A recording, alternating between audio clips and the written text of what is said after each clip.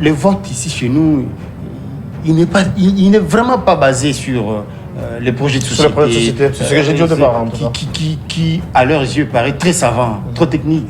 Observez, vous verrez. On a déjà trois cycles électoraux enregistrés dans ce pays. Observez, vous verrez que les projets de société, bon, ça c'est une éducation qui viendra avec le temps. Mais actuellement, ce n'est pas le cas. Alors en politique, il faut être pragmatique. On sait que quand on y va avec des trucs trop chimiques, trop physiques, trop techniques, on ne pénètre pas l'opinion. Un politicien se doit d'être astucieux. On sait que ça ne marche pas dans ce pays comme ça. Il faut des décennies d'éducation civique et électorale pour que la population en arrive à ce point-là. Les gens ont pris en otage la population.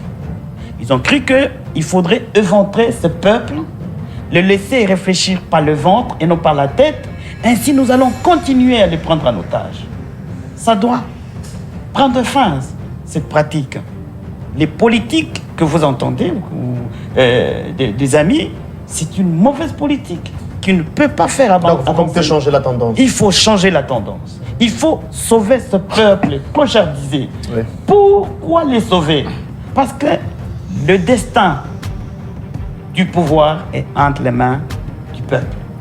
C'est le peuple qui est monopolaire, détenteur du pouvoir. Et il attribue à celui qui veut pour qu'il puisse le gérer en sa faveur. Mais aujourd'hui, vous prenez ce peuple, vous le montrez. Aujourd'hui, vous prenez tout le moyen nécessaire, vous le dépouillez de ce peuple, vous en accaparez pour venir en forme de dons distribuer à ce peuple. C'est malheureux. Ça fait très mal au candidat Muzito. C'est ainsi que nous, je pense que nous ferons autrement la politique. Quels que soient les temps que ça peut nous prendre, jusqu'à ce que nous dirons la vérité au peuple et que ces gens-là sont des aveugles. C'est ainsi que je dis, ils ont des discours populistes. Le développement du pays. Les élections viennent... Quel est le rapport entre les élections et l'économie? Quel est le rapport entre le développement et les élections? Au contraire, c'est de l'argent, des milliards qu'on jette dans les élections pour un processus, pour les uns, pas transparent. Vous ne voyez pas que quelque part, il faudrait qu'on s'arrête un peu, hein? Peu importe le montant qu'on jette dans les élections, il y en a qui diront que ces élections n'ont pas été transparentes. On a perdu de l'argent pour rien. Puisque ça ne convainc pas les gens. Alors ne le faisons plus. Parce que quoi qu'on fasse... Comment le pays sera géré? Quoi qu'on fasse... Vous savez que depuis 60, on a connu des formules peut-être sans tête ni queue monstrueuses, mais on a réussi à maintenir le Congo indivisible. On n'a pas connu des élections sous ma bouche, mais le pays a fonctionné. À respecter. Attendez, la Constitution, c'est quoi? Nous avons mais c'est là le problème. Il ne faut pas, écoutez, il ne faut pas donner l'impression aux gens que la Constitution, c'est quelque chose d'immuable, d'intouchable. Le peuple peut décider aujourd'hui de déchirer cette Constitution et d'en écrire une autre. S'il y a des mesures concrètes qui peuvent facilement être prises par des dirigeants, vous verrez la guerre de l'Est prendre fin. Si aujourd'hui, on a un salaire qui permet à tout le Congolais de vivre, si on calcule la tension salariale, on connaît que le chef de l'État a un tel salaire et l'ouvrier a un tel salaire, ça peut pas créer. Ce sont des frustrations qui créent de guerre. Voyez-vous, moi je me rappelle, lorsque Kabila Laurent entrait, on avait simplement appris que Kabila était en train de payer $100 aux enseignants. Et aux soldats. Et pour voir partout les gens attendre Kabila qui vienne. Mais ici, c'est possible aussi de faire le même. Bon jeudi, amis fidèles téléspectateurs, heureux d'être avec vous ce matin pour ce nouveau Naïs Press. On nous apprendra que depuis l'Afrique du Sud, eh bien, le violon ne s'accorde pas entre les opposants pour nous présenter une seule candidature, un seul candidat. Qu'adviendra-t-il? Est-ce qu'ils vont, comme toujours, aller à l'ordre dispersé? On va vous dire qu'il y a le représentant de Martin Fayulu, les représentants de Moïse Katumbi, de Denis Mukwege, de Délice Sanga et de Matata Mponyo, n'est-ce pas? Sans oublier Moïse Katumbi. Au niveau de l'Afrique du Sud, ils devraient se mettre d'accord pour présenter une telle candidature, mais jusqu'ici sans succès. Nous allons vous parler de ça. Comprenez que nous parlerons de processus électoral. C'est aujourd'hui d'ailleurs que ça va commencer les débats avec le candidat au niveau de la chaîne nationale RTNT où on va enregistrer, n'est-ce pas, cette émission qui sera diffusée peut-être dans les jours à venir pendant la période des campagnes, d'après certaines sources. Donc nous allons parler également de l'insécurité qui continue à battre son plein dans la partie Est, mais ici, mais aussi au Congo, dans certaines provinces, allais-je dire, parce qu'à Malembakoulou, on nous parle encore de plusieurs décès. Nous sommes à Olomami, précisément à Kalemi, et bien là où il y a ces guerres entre la population ou encore les ressortissants Luba et les Katangais qui s'entretuent entre eux, eh bien nous sommes contre cela parce que nous sommes déjà pendant la période électorale, nous voulons un climat de paix. Le Congo appartient à nous tous, nous qui sommes Congolais, donc il n'y a pas lieu de discriminer les autres. Donc nous allons vous parler de toutes ces questions. Alors, pour ce faire, nous avons le plaisir, l'honneur de recevoir ce matin pour vous Cissé Traoré, que vous connaissez, qui est journaliste. Il est DG d'une chaîne de la place, Congo Nouveau, pour ne pas citer. Cissé est en même temps le directeur des informations dans cette même chaîne. Il est proche de l'Union Sacrée ou encore ses analyses corroborent celle de l'Union Sacrée. Il y a lieu d'en parler, il y a lieu de les dire sans embâche en tout cas. De l'autre côté, c'est plutôt Nouvel Élan. Donc, comprenez que la Mouka est valablement représentée par l'entremise de M. Soni Ilunga, qui à son tour porte la voix d'Adolphe Mouzoutou sur ces plateaux. Et ensemble, vous serez éclairés. Je voulais dire ensemble, nous allons vous tenir compagnie pendant près de 50 minutes pour vous donner des éclairages par rapport aux questions déjà évoquées. Je m'en vais saluer mes invités, en commençant par Cissé Traoré, à qui j'ai dit bonjour et bon jeudi à vous. Bonjour Galon, bonjour aux téléspectateurs, bonjour aux co-débatteurs, bonjour à tous et à l'équipe technique. Encore une fois, je suis ravi de partager ce prestigieux plateau pour discuter des questions qui concernent la vie nationale. D'accord. Merci Cissé. Monsieur Soni Ilunga, ça fait un temps, c'est un plaisir de vous retrouver. Je l'ai dit au départ, je me répète que vous êtes Nouvel Élan. Vous représentez Adolphe Mouzoutou sur ces plateaux. Merci d'être là et bonne journée à vous. Merci, M. Guélor, de cette invitation. Je salue en même temps le camarade Adolphe Mouzoutou qui va passer d'un moment à l'autre sur la chaîne nationale. Il présenter son offre politique. Je pense que nous sommes très attentifs de ces déclarations. Je salue en même temps mon co-débatteur de tout à l'heure. Je salue tous ceux qui sont là à la télé en train d'attendre cette émission et attendre ce que nous allons leur donner comme pensée et les orienter pendant ces échéances ici qui se pointent à l'horizon. D'accord, merci beaucoup. À titre de rappel, on va vous dire que l'adresse des chefs d'État continue à jaser, continue à faire couler encre et salive. Il y a des commentaires qui surgissent de partout. C'était devant les deux chambres réunies en congrès, vous avez sans doute suivi. Eh bien, nous allons vous en donner des précisions. Sinon, hier, c'était une victoire pour l'équipe nationale congolaise, 2-0 face à l'équipe mauritanienne, n'est-ce pas? Nous avons remporté ces matchs. C'est en perspective de la Coupe du Monde de 2028, n'est-ce pas? Eh bien, convaincu qu'on a bien commencé les choses. Non, 2026. On a bien commencé les choses et c'est aussi possible qu'on puisse prendre part à cette fois-là à la Coupe du Monde. Bon vent à nos Léopards. C'était vraiment un superbe match. D'ailleurs, le chef d'État était de la partie.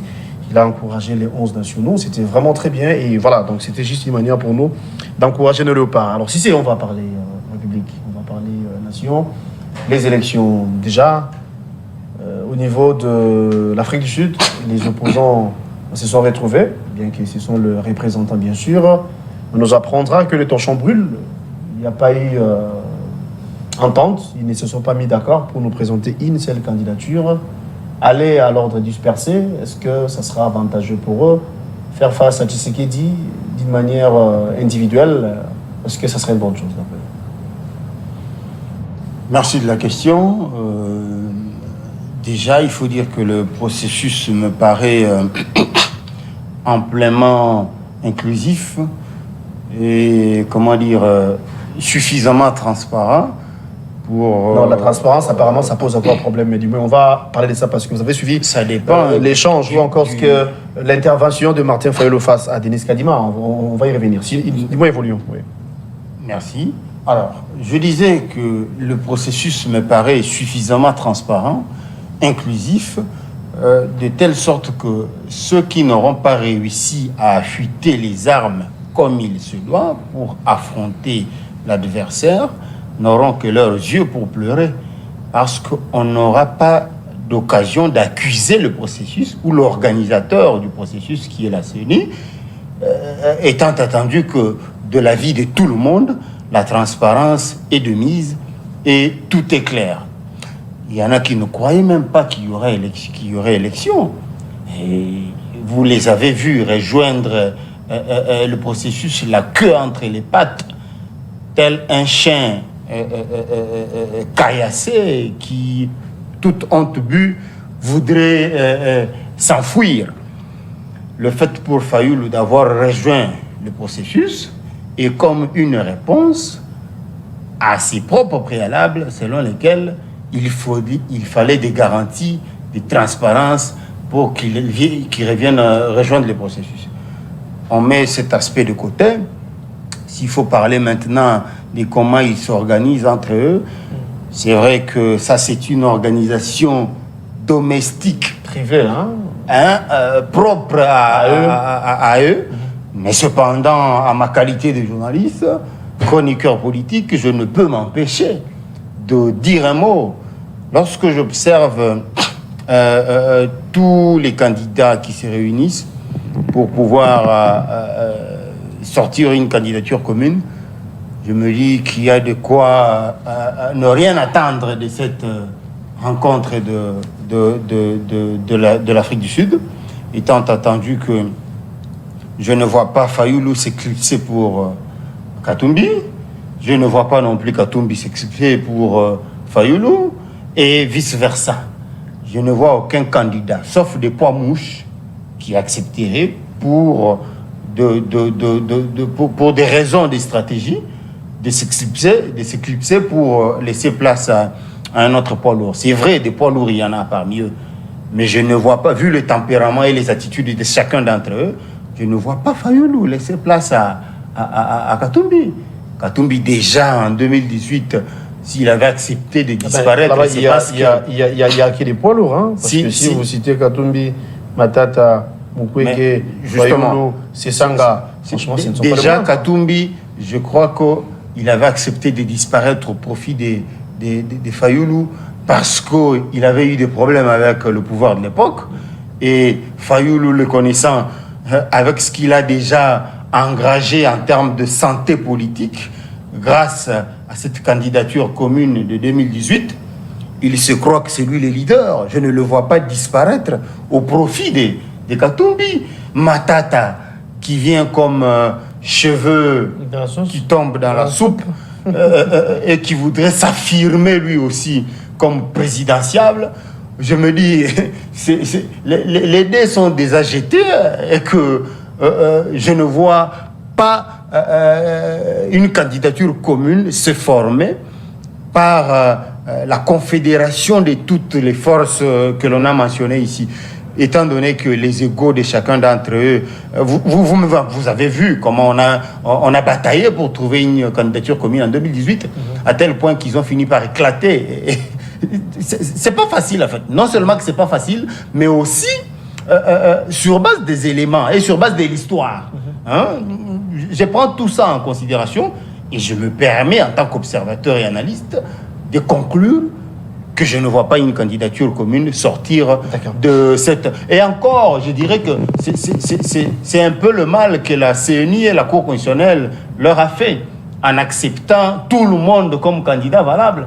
Ils savaient, je suppose que la CENI et la Cour constitutionnelle savaient que ces gens-là ont tellement d'ego que laissons-les concourir.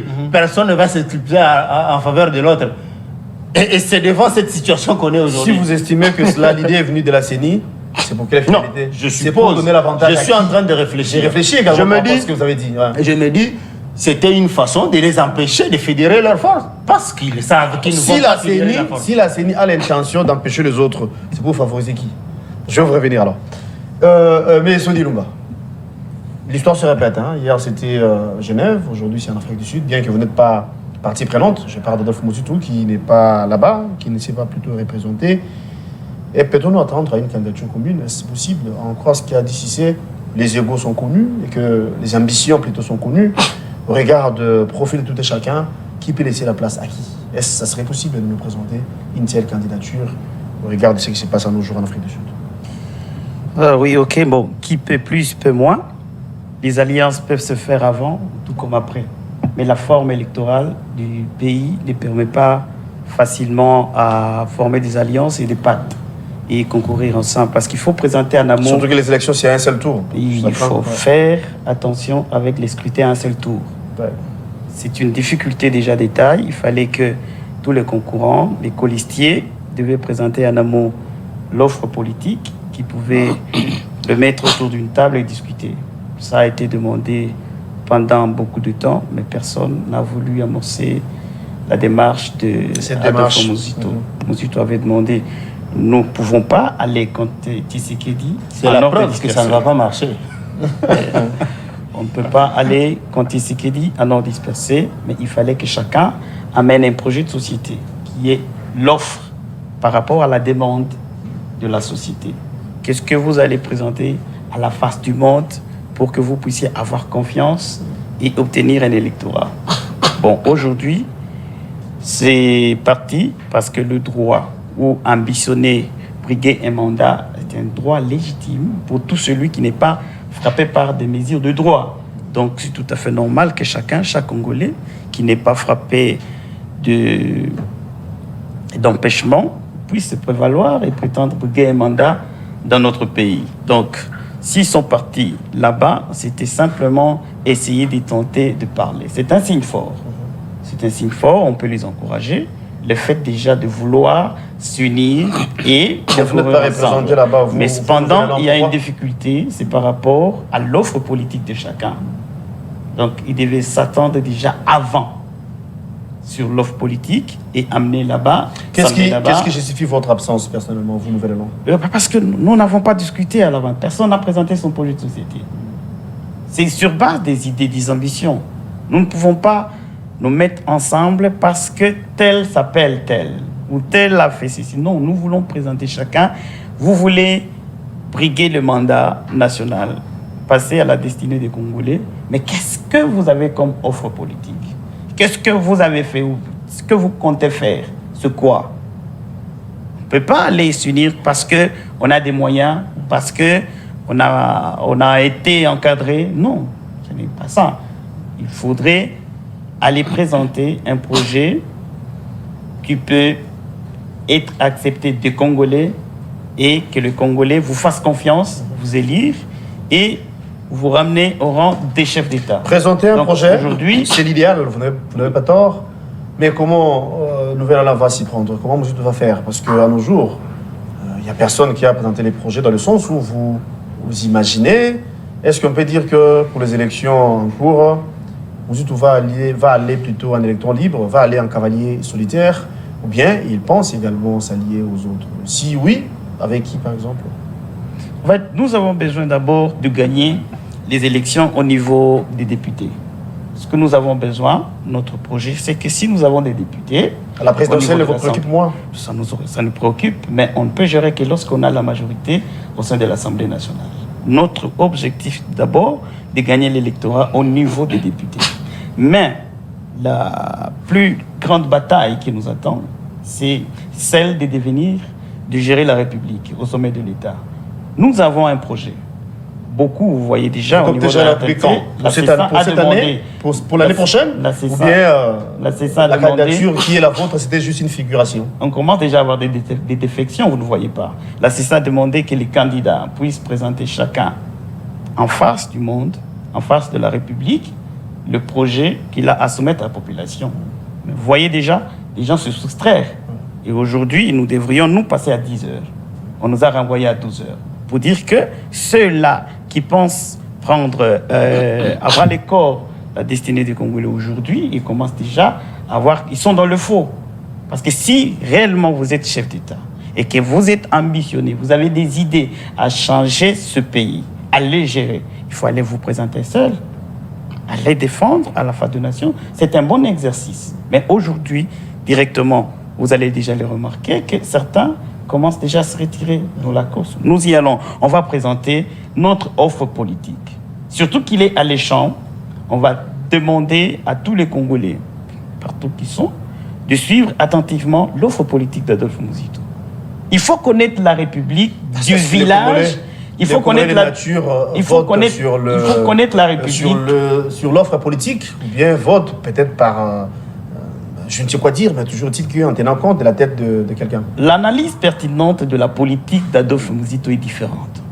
Pourquoi? Parce que vous ne pouvez gérer la République que lorsque vous formez un budget conséquent. Et ce budget doit tenir en compte le village jusqu'à la capitale.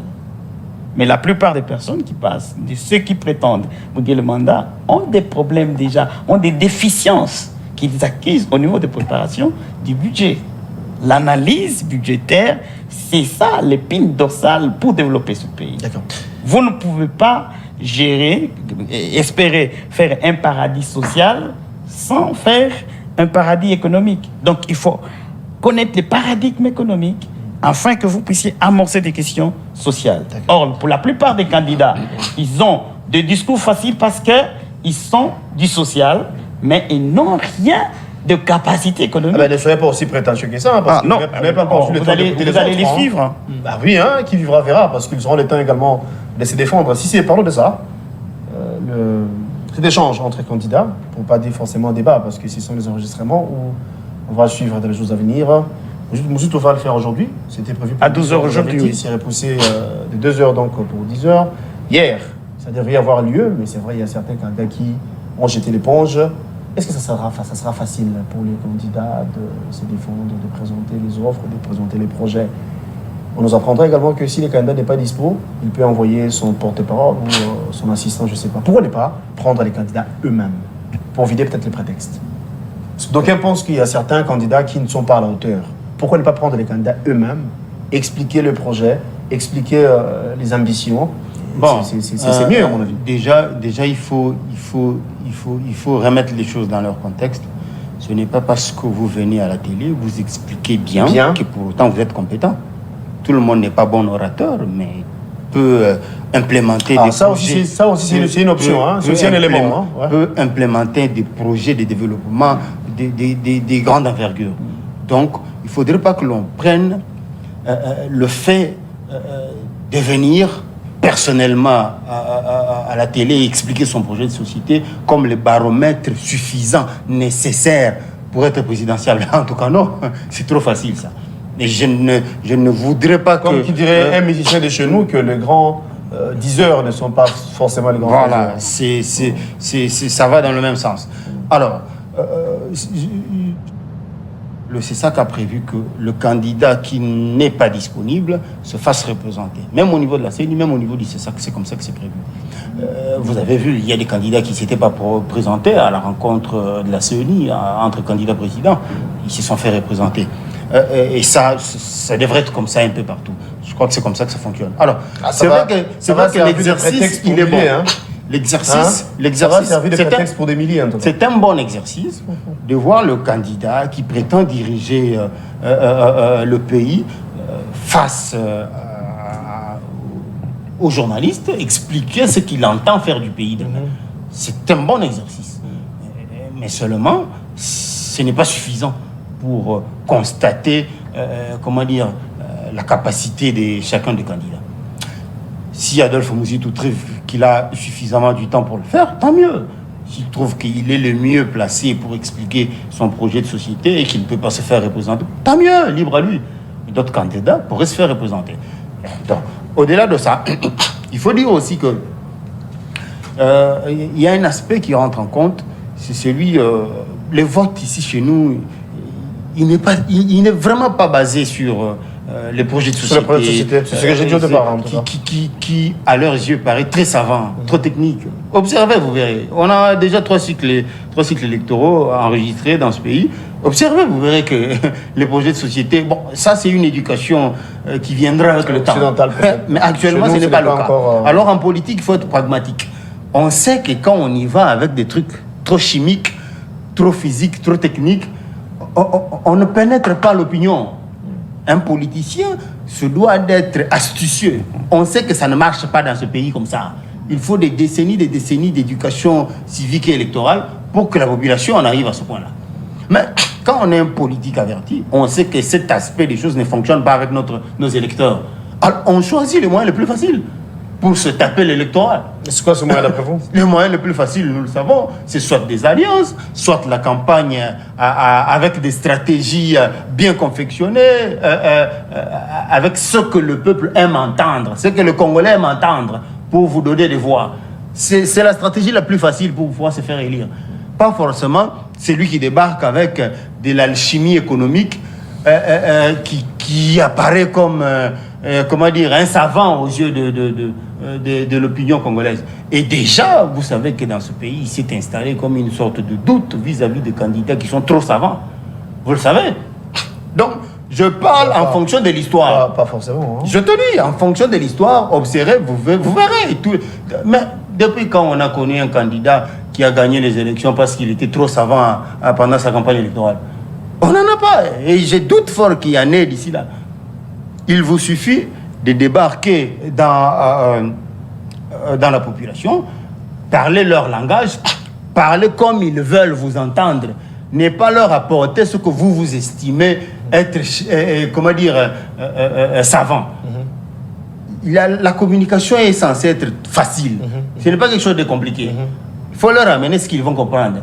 Quand tu te présentes en savant, parce que tu crois être suffisamment outillé, bon, tu t'éloignes, tu crées une sorte de barrière avec l'opinion. J'estime que chacun des candidats va aller se présenter à l'émission, si c'est aussi ça que je ne sais pas. Mais il faudrait bien que chacun des candidats qui prétend diriger le pays soit outillé et sache comment défendre le projet de société. Au cas contraire, il se ferait représenter. C'est ce que prévoit les textes. Outillés, ils sont outillés, convaincus en tout cas. Monsieur Souni Lunga, vous avez suivi ici, hein? Vous basez votre confiance sur quoi? Est-ce que sur les projets que vous allez défendre, ou bien sur les alliances que vous comptez faire peut-être prochainement, ou bien sur la population qui continue peut-être à vous faire confiance? Bon, vraiment, et mon co-débatteur voudrait nous démontrer ici que les Congolais sont aussi perdus que les mots à mon avis, qui ne savent pas à quel il n'a point pas se aussi vouer. tort parce que cette culture n'est pas la nôtre. C'est une vérité. Ça, c'est une vérité. À mon avis, ce n'est pas une parole de l'évangile. Mais faisons convaincu, attention. moi aussi. Si vous allez sur le terrain, vous verrez que c'est ça. C'est ça la vérité. Oui, évoluons, monsieur Sonné. Faisons attention. Ce pays, depuis nombre de temps, a été géré par des aveugles qui conduisent des borgnes. Ah, ça me fait penser à l'île de votre tribune. Ok. C'est une tribune de... Après, ces aveugles, la conséquence, vous la lisez sans froid aux yeux, à l'œil nu, comme on le dit. Vous pouvez voir la misère la plus misérabilisée dans laquelle sombrent les Congolais aujourd'hui. C'est triste de soutenir une telle thèse que jusqu'à aujourd'hui, nous devons distribuer des mousses parce que c'est voulu par ceux-là qui ont des conditions difficiles de dormir, qu'on doit distribuer des polos en forme de dons et les arracher parce que le langage accepté par les Congolais. Donc on n'a pas pitié de ce peuple. On voudrait les clochardiser. Voilà pourquoi aujourd'hui, même si vous voulez vous rendre vers la route Matadi, vous n'avez qu'un axe. Et ça vous crée des embouteillages. Qu'une seule direction. Des années et des années. Même ici à Kinshasa, pour se rendre à l'aéroport, il n'y a qu'une seule direction. Pourquoi? Parce que les gens ont pris en otage la population. Ils ont cru qu'il faudrait éventrer ce peuple, le laisser réfléchir par le ventre et non par la tête. Ainsi, nous allons continuer à les prendre en otage. Ça doit prendre fin, cette pratique. Les politiques que vous entendez, ou des amis, c'est une mauvaise politique qui ne peut pas faire avancer. Donc, vous comptez changer la tendance. Il faut changer la tendance. Il faut sauver ce peuple clochardisé. Oui. Pourquoi les sauver? Parce que le destin du pouvoir est entre les mains du peuple. C'est le peuple qui est monopolaire, détenteur du pouvoir. Et il attribue à celui qui veut pour qu'il puisse le gérer en sa faveur. Mais aujourd'hui, vous prenez ce peuple, vous le montrez. Aujourd'hui, vous prenez tout le moyen nécessaire, vous le dépouillez de ce peuple vous en accaparez pour venir en forme de dons distribués à ce peuple. C'est malheureux. Ça fait très mal au candidat Mouzitou. C'est ainsi que nous, je pense que nous ferons autrement la politique. Quels que soient les temps que ça peut nous prendre, jusqu'à ce que nous dirons la vérité au peuple et que ces gens-là sont des aveugles. C'est ainsi que je dis, ils ont des discours populistes. Les discours populistes, donc c'est un discours qui remonte facilement et qui vient facilement sans être réfléchi. Or, ce qui se conçoit bien s'exprime aussi clairement. Mais quand quelqu'un n'arrive pas à expliquer ce qu'il a conçu, c'est-à-dire que c'est biaisé. Donc, la population, vous devez faire attention. Ah oui, hein. Donc les débats là, ça c'est aussi important, hein, parce que ce qui se conçoit bien, s'annonce bien. Ça s'annonce et les mots pour les dire viennent et tout est aisément. Oui, exactement. Mais quand quelqu'un balbutie déjà, vous allez dire que quelle est l'idée il a fait. Donc, pour passer d'un point A au point B, il faut connaître le méandre et les défis qui t'attendent là. Les Congolais aujourd'hui, plutôt mon co-débatteur, n'ont pas besoin d'être clochardisés. Ça n'est pris. Il faut arrêter avec cette pratique de dire que le Congolais voudrait entendre des dons, voudrait entendre un langage facile. Ne faites pas ça. Vous avez dépouillé le peuple pendant longtemps. Aujourd'hui, nous, au Nouvel Élan, on doit dire la vérité. Rien que la vérité que des borgnes vous ont conduit. Il faut remettre les choses dans les contextes. Il faut remettre les gens qui ont les deux yeux, qui regardent et qui peuvent vous conduire, vous amener quelque part. En tout cas. Non, je crois plutôt que Nouvel Élan attend s'associer avec l'Union Sacrée au moment venu pour aller aux élections en appuyant le chef d'État. Mais si nous pouvons aller avec l'Union Sacrée, si nous pouvons aller, parce que c'est l'alliance, on ne peut pas en refuser. Mais nous ne pouvons pas aller en sorte de dialogue au pouvoir, celui qui nous guide dans le gouffre. On le laisse là. Nous, on peut aller avec Union Sacrée, mais le retirer de ce gouffre. On ne peut pas être dialogue pour permettre que nous aussi, tout en étant avec l'Union Sacrée, qu'on puisse avoir des difficultés à présenter un bilan à la fin d'un quinquennat. Non, nous devons être si.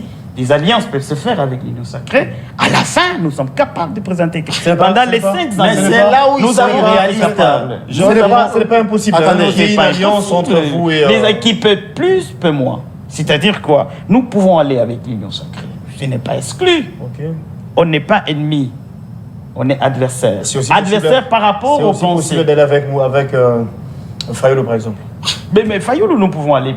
Nous avons demandé Fayolo parce qu'il était d'abord notre allié. Tout le monde le connaît. Mais chaque jour, on demandait à Fayolo. Et à la CENI, vous n'êtes pas de se saluer, hein, c'était compliqué.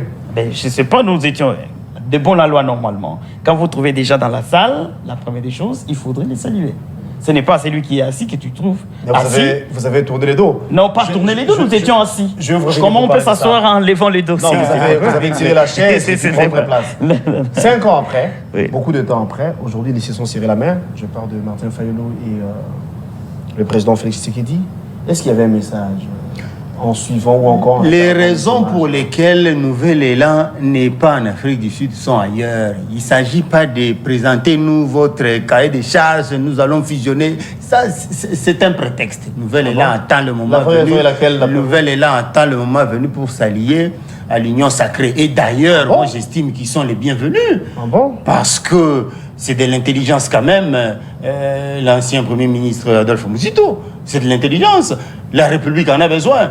Quoi de plus normal que de s'assumer, de dire publiquement que, écoutez, nous ne nous sentons pas attirés par cette équipe de l'Afrique du Sud, nous nous sentons attirés par l'autre côté. Et ça passe. Mais ne prenez pas pour prétexte le fait de n'avoir pas... Il venait de dire lui-même ici que nous pouvons même aller avec Tshisekedi. Mais admettons qu'aujourd'hui, Nouvel Élan arrive à fusionner avec Tshisekedi. À quel moment, parce qu'on sera pendant la campagne, à quel moment ils vont fusionner les deux projets de société? Ils iront comme ça et ils vont trouver des solutions plus tard, comme on l'a fait ça avec FCCH. Ils sont allés aux élections, ils sont sortis des élections, chacun avec les résultats qu'il avait engagés. Et ensuite, mais ensuite, ils ont fusionné. Fusionner le projet de société, le programme de gouvernement n'est pas un prétexte, un préalable à brandir avant de conclure une alliance. Ça, c'est pas une raison, ça. Pour revenir à la question de... Vous disiez 5 ans... Oui, 5 ans après, ils se sont vus ensemble. Et puis Oui, ils se justement. sont serré la main. Est-ce que... Je crois, un message je crois qu'il n'y a pas de messages particuliers. Déjà, si je ne m'abuse, Fayoulou, vu le numéro qu'il porte en tant que candidat président, il devrait forcément se retrouver à côté de Tshisekedi, tel que la CENI avait établi ses installations. donc la mise en place était faite par numérotation des candidats. Je suppose. Vous en êtes sûr? Je suppose. Parce que je les ai entendus par là. Il lui a demandé, mais c'est toi qui viens juste après. Il m'a dit, non, moi c'est après. Donc je crois que c'est en fonction de ça. Alors, qu'à cela ne tienne. C'était pas fait exprès. Donc je pense que d'une manière protocolaire, c'était fait exprès. Franchement, pas du tout. Pour Pas mettre du les tout. deux ensemble. Pas du tout. Qu'à cela ne tienne, Fayoulou et Mozitu et Tshisekedi n'étaient pas ennemis. Ils n'ont jamais dit qu'ils étaient ennemis. Je les ai chacun entendus séparément dire « Ah non, c'est mon frère ». Fayoulou disait la même chose de son côté et Tshisekedi disait la même chose de son côté aussi. Alors, quoi de plus normal que si vous les voyez lors d'une cérémonie hasardeuse qui fait que les gens se retrouvent côte à côte et ils se saluent. Ça ne devrait pas être magique, ça. Je ne vois rien d'héroïque dans ça. Et d'ailleurs, ce qu'il faut saluer ici, c'est la grandeur d'esprit que j'ai constaté. De Fayoulou. Fayoulou qui vient, monsieur le président, et Félix qui se tourne. Ah, Martin, tu es là. Je crois que tous les deux ont montré qu'ils sont des grands esprits et que quand il s'agit de questions d'État, il n'y a pas lieu d'avoir des états d'âme et des humeurs à afficher. Donc c'est de bon aloi qu'il y ait des attitudes, comment dire, sympathiques lorsqu'il s'agit d'une rencontre comme celle-là à la face du monde. Il faut bien qu'il y ait des attitudes de grandes personnes, comme Tshisekedi lui-même, c'est quelqu'un de humble, d'assez simple, et il aurait pu, n'est-ce pas, gonfler, faire le gros dos, mais je l'ai vu tout simple, comme c'est dans ses habitudes, saluer avec chaleur son compatriote Martin Fayoulou. Alors, ça ne m'étonne pas du tout. Nélson, vous avez vu cette poignée des mains entre Tshisekedi et Martin Fayoulou. On pensait également voir la même chose entre Mozitu et Fayoulou. Bien sûr, c'est de l'élégance politique, mais bon, en fait, ça a été trop renforcé aussi. On a vu Martin Fayoulou beaucoup plus s'incliner. C'était comme si c'était un acte de reconnaissance. Ah, non. Un acte de reconnaissance par rapport à quoi, pour quelqu'un peut-être qui l'a tiré ou qui l'a souri. Bon, je ne vais pas beaucoup spéculer spéculer sur ça, mais ce que nous avons, c'est les gestes étaient beaucoup plus appuyés. Ouais. Donc, Ça, c'est un nouvel élan, vraiment. Ça sent du nouvel élan. Vous faites allusion à quoi? Quand non, ça a été beaucoup plus appuyé. bon, en fait, il y a un non-dit là. Vous le dites pas concrètement. En fait, délibérément, chacun pouvait interpréter ces gestes-là comme il le veut, comme il l'entend. Nous avons vu Martin Fayoulou inconsolable qui disait que, en tout cas, un démon, c'était Fachi. Cependant mais que... vous avez suivi également l'intervention des Fayoulou devant la CENI, devant Nanga. Pardon? L'intervention des Fayoulou devant Nanga. Fayoulou n'avait pas froid aux yeux. Hein. Oui. Il a dit à Nanga clairement qu'il y a une triche qui se prépare. Il a évoqué les fichiers. C'est la question que je pensais poser à Cissé, mais je pense qu'il va répondre aussi. Il a parlé du fichier électoral qui, d'après Fayoulou, semble être flou et qu'on va utiliser Nanga, plutôt Kadima, pour tricher les élections prochaines. En fait, c'est ça. Il ne faut pas, toi-même, Tahir, au début de cette émission, tu dis qu'il ne faut pas être trop 10 heures. Il y a beaucoup de personnes qui aiment beaucoup parler. Surtout quand ils sont en face de la caméra, ils disent n'importe quoi. Mais plutôt, il faut faire. Il faut faire. C'est comme aujourd'hui, le cas en instance de Fayoulou. Fayoulou, c'est l'opposant à Tshisekedi, comme connu. Parce que Fayoulou a dit que les résultats publiés ne correspondaient ni à la vérité, ni à quoi. Il n'y a pas que Fayoulou qui le disait, vous aussi? Nous aussi, nous avons, à son temps-là, dit la même chose. Et c'était l'avis de beaucoup plus de Congolais. Mais voir Fayoulou à côté de Tshisekedi, ça n'étonne pas, c'est tout à fait normal, c'est une position. Mais c'est le geste renforcé qui crée. Si j'ai compris bien, vous n'avez pas apprécié l'attitude de Fayoulou. Même à la Il aurait dû faire quoi? Même à la photo familiale. C'est comme si on avait voulu souhaiter tout simplement être côté. Ah non, nous avons vu les images. Hein. C'est le chef d'État qui demandait à Fayoulou de le prendre la photo. Oui, mais c'est ce que moi j'ai vu quand il avait touché les épaules de Fayoulou. Et Fayoulou a dit même, vas-y, je vous suis. C'est son côté sympathique, justement, Fachi. C'est de l'élégance. Non, moi je vais éclairer c'est de l'élégance. Que... Tout ça s'appelle élégance. Voilà. On ne peut rien faire. Ça ne peut pas être polémique, mais plutôt on analyse que les deux au moins, ils ont démontré, comme le co-débatteur. En clair, vous n'avez pas apprécié l'attitude de Fayoulou vis-à-vis de chef d'État d'abord? Non, il parle du geste qui est trop appuyé. C'était coloré. C'est cette expression-là que vous souhaiterez avoir de... Quand quelqu'un peut vous saluer, bonjour. Mais quand il dit bonjour, comment ça va? Donc il y a de l'amitié. On peut dire mais ils ne sont pas ennemis, c'est la même chose. Tu vois, c'est ça, bonjour, on n'est pas ennemis. Vous sentez que c'est une accusation du nouvel élan envers Fayoulou. Une accusation, comme s'il y aurait amitié entre les deux. Entre Fayoulou et... C'est ça qu'il insinue. Pensez-vous qu'il y a... Vous insinuez quoi? Vous insinuez quoi? Qu'il y a un lien étroit entre les deux?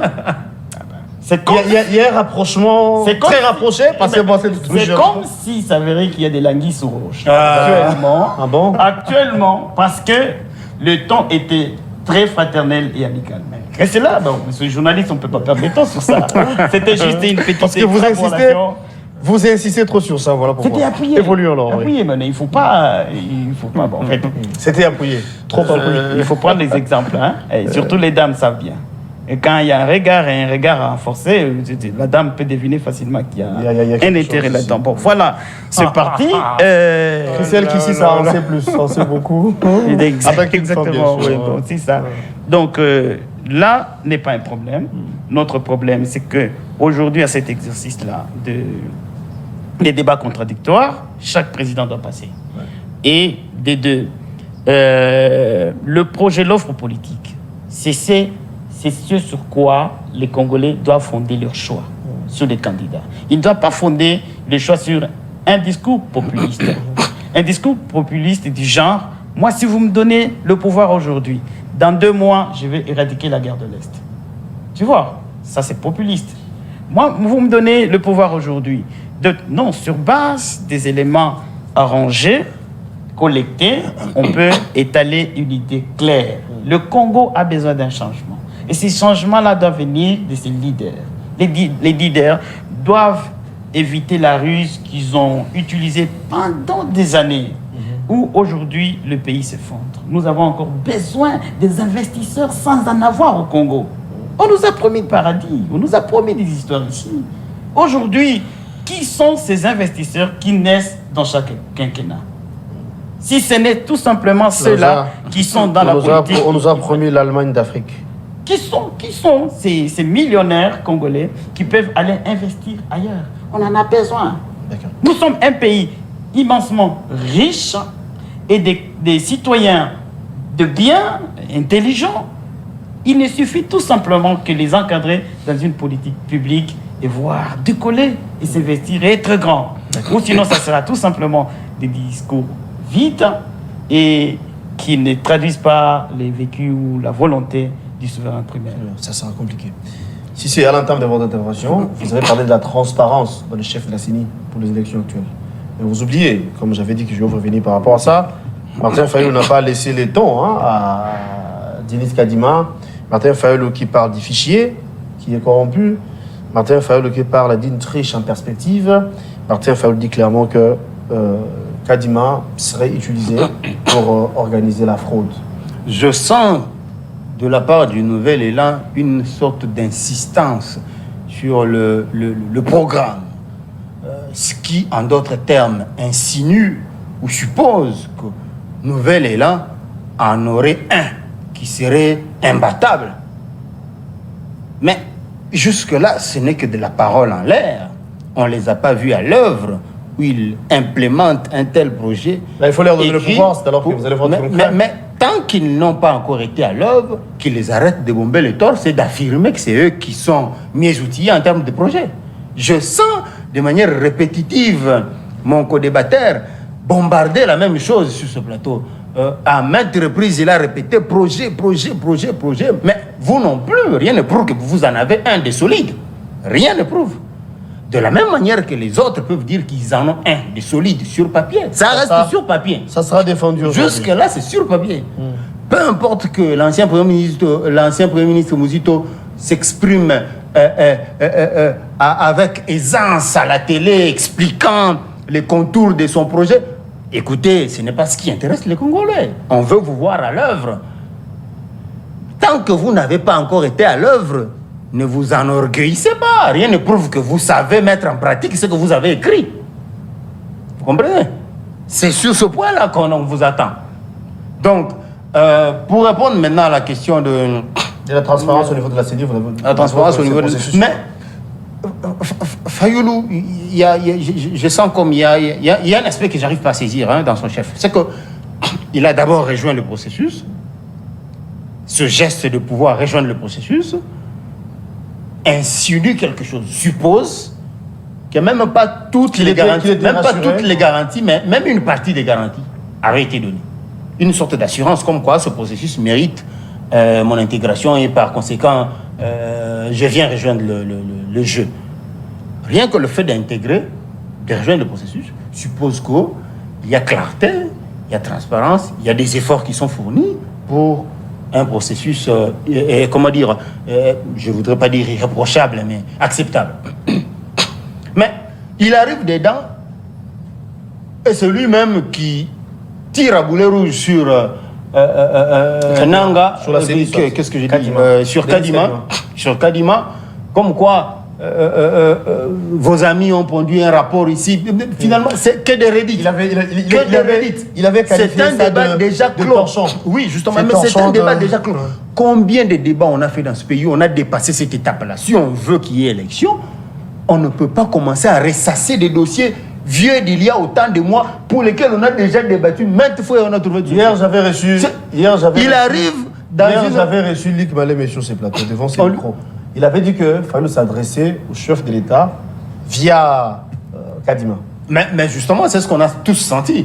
On lui a dit, on voudrait bien qu'on puisse chronométrer les interventions de chacun des candidats. Mais non, écoutez, monsieur... Bon. Le chef de l'État était à côté en train de rire. Vous le voyez sourire. Il disait, bon, je connais mon type. C'est sa façon de faire. C'était également une douce froide pour lui. C'est un ancien opposant. Il connaît la même tactique que Fayoul était en train d'utiliser. Il connaît la tactique que Fayoul était en train d'utiliser pendant que lui était à côté. Donc, ça ne l'a pas étonné. Vous l'avez vu sourire du début à la fin, depuis que Fayoul avait pris parole. Donc, il disait, bon, je comprends. On est en démocratie. Il peut s'exprimer autant qu'il veut. Mais s'il faut pénétrer ses propos, de tout ce que Fayoul a dit, c'est des choses, comment dire, déjà réglées, déjà résolues, ou sur lesquelles les gens ne se sont pas entendus, et puis on a dit, bon, avançons, parce qu'on ne pouvait pas s'attarder éternellement autour des questions qui nous diffusent éperdument. Quoi de plus normal d'avancer? On a décidé d'avancer, mais on arrive à la rencontre des candidats présidents, Fayoul nous ressort les mêmes histoires.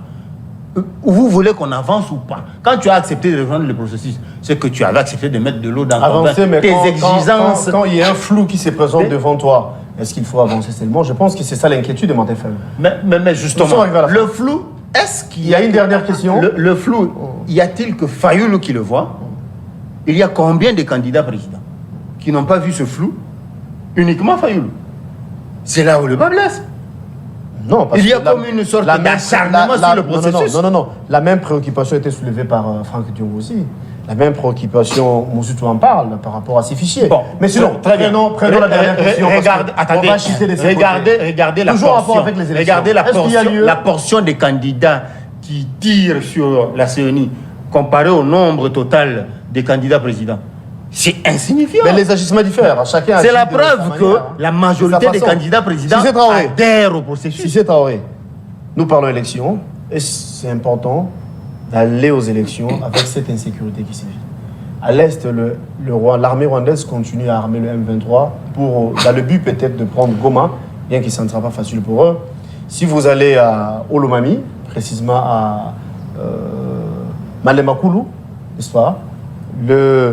Les Katangais, ça prend à nos frères Luba.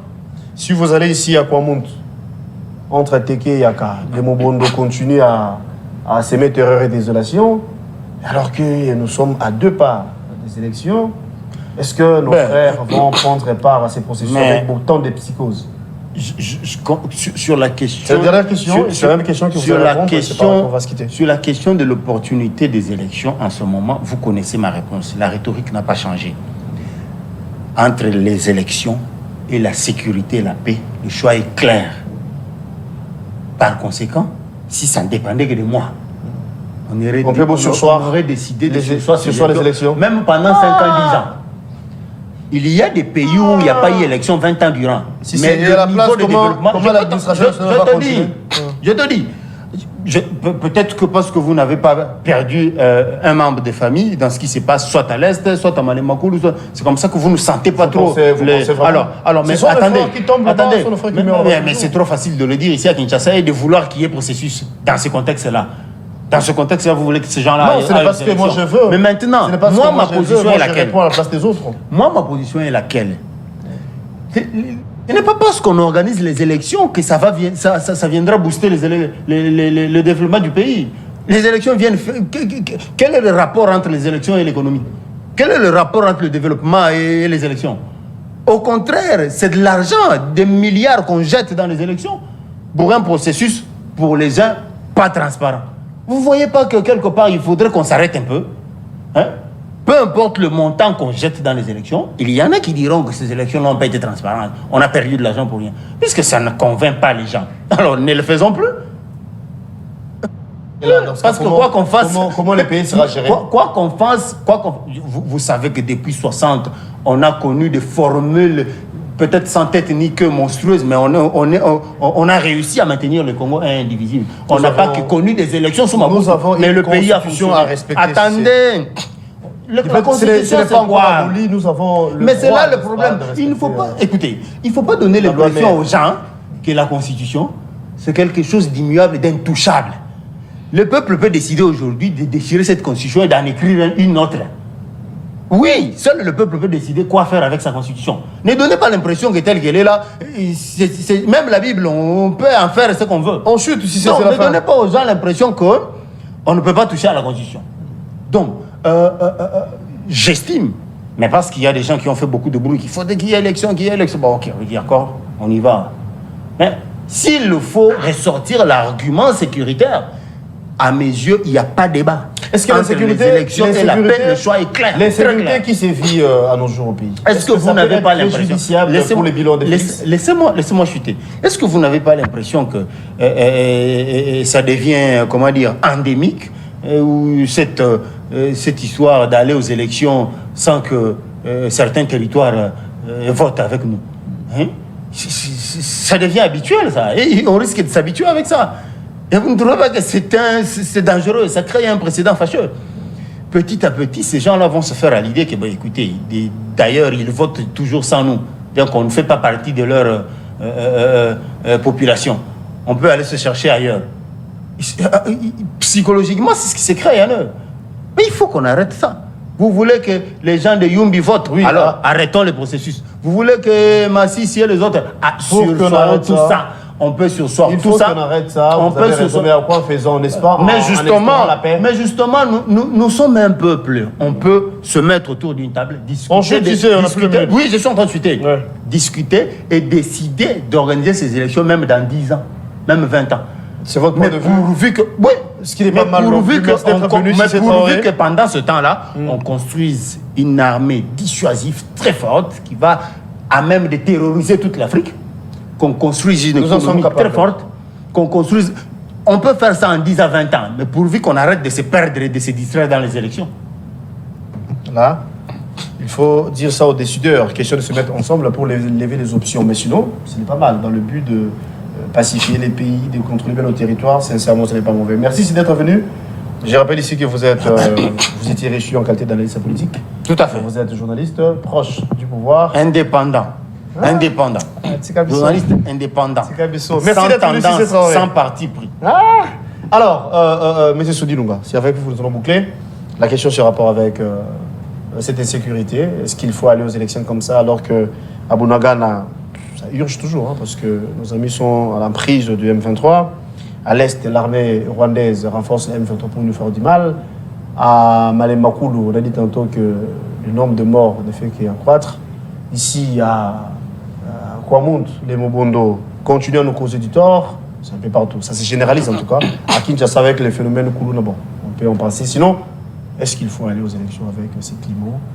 Ou bien, comme a dit Cissé, on peut sursoir pour passer outre? Ou bien, c'est la question que j'avais posée à Cissé, je vous la pose. Est-ce que cette insécurité peut causer du tort à Félix Tshisekedi? C'est par là qu'on va citer. On va se séparer plutôt. Vraiment, nous sommes déjà indignés du fait que partout, il y a de l'insécurité, il y a des morts. C'est très mal. Nous demandons à l'autorité publique de prendre des mesures les plus adéquates et de juguler cette situation-là. Que cette situation prenne fin pour que des paisibles citoyens vivent en paix là qu'ils sont. Donc ça fait très mal aujourd'hui, bien que ce soit une pression qu'on fait aux dirigeants actuels, parce qu'il y a toujours des gens animés de mauvaise foi qui ne veulent pas permettre à celui qui gère de bien gérer et lui mettre des bâtons dans le roue. Donc, nous demandons à l'autorité publique, parce que l'autorité en a les moyens et la capacité de contenir ou carrément d'éradiquer cette situation-là qui se vit surtout à Melembankoulou, parce que c'est une situation très récente. Du côté de l'Est, les dirigeants savent pertinemment que c'est intentionné que la guerre de l'Est sévit pendant des décennies. S'il y a des mesures fortes qu'on peut prendre, ça peut se réguler automatiquement de soi. On avait demandé aux dirigeants de diminuer les trains de vie des institutions du gouvernement pour créer une sorte de justice distributrice, pour créer une économie distributive. Ça sévit. Le problème, la difficulté, c'est des injustices au niveau politique, économique et même social. Que vous voyez des remous par-ci, par-là. S'il y a des mesures concrètes qui peuvent facilement être prises par des dirigeants, vous verrez la guerre de l'Est prendre fin. Si aujourd'hui, on a un salaire qui permet à tout le Congolais de vivre, si on calcule la tension salariale, on connaît que le chef de l'État a un tel salaire et l'ouvrier a un tel salaire, ça peut pas créer. Ce sont des frustrations qui créent de guerre. Voyez-vous, moi je me rappelle, lorsque Kabila Laurent entrait, on avait simplement appris que Kabila était en train de payer $100 aux enseignants. Et aux soldats. Et aux soldats. Et pour voir partout les gens attendre Kabila qui vienne. Mais ici, c'est possible aussi de faire le même. Que de dire, voilà, nous avons par exemple haussé les salaires à un tel niveau. Mais pendant que le pouvoir d'achat, avec cet argent, vous ne pouvez pas vous acheter un congélateur. Quelqu'un, un enseignant, qui touche 400 000 francs congolais. Mais il est incapable de s'acheter un congélateur parce que le congélateur revient à 900 000. Voyez-vous tout le salaire qu'il a pris. Il a l'argent, il a les enfants, il paye tout pour... je regrette même quand on dit qu'on a beaucoup... Mais il n'y a pas vraiment de mesures économiques fortes, il n'y a pas de mesures politiques et sociales fortes pour lutter contre les injustices. Cette insécurité peut causer du mal dans les biens. Ces insécurités ont comme agent causal les injustices sociales. Si on résout, on rencontre des problèmes, on trouve des solutions aux questions des injustices sociales, économiques, culturelles, politiques, scientifiques même, ça va tout résoudre. Merci beaucoup. Ça va créer une accalmie dans le pays. Merci, M. Sonny Lunga. Il n'y a pas de magie. Ce sont des réformes qu'il faut faire. Vous étiez là pour le Com de Nouvelle-Élan. Merci d'avoir répondu à notre invitation. À partir de on peut vous retrouver prochainement. Merci beaucoup. Merci pour la disponibilité. Merci également à vous, cher Cissé Traoré. On m'a dit qu'il y a une invitation ce soir à Vandal. Merci beaucoup, allez. Merci, on va se retrouver demain. Enchanté. À la même heure, avec le même plaisir pour un nouveau numéro. La rediffusion, c'est à 18h. Les internautes, abonnez-vous à Express Télévision. Abonnez-vous à la RTVS. Merci infiniment à Guillaume Tinga pour la réalisation. Merci à Brandon qui était derrière toutes les caméras devant moi. Merci à Pamphile Makanda. Merci également à Molotonkani qui était du côté de la régie finale. Merci à l'assistance de Christelle qui dit ça. Voilà. Merci beaucoup, la reine de Nice Days. Au revoir, à demain. Merci beaucoup.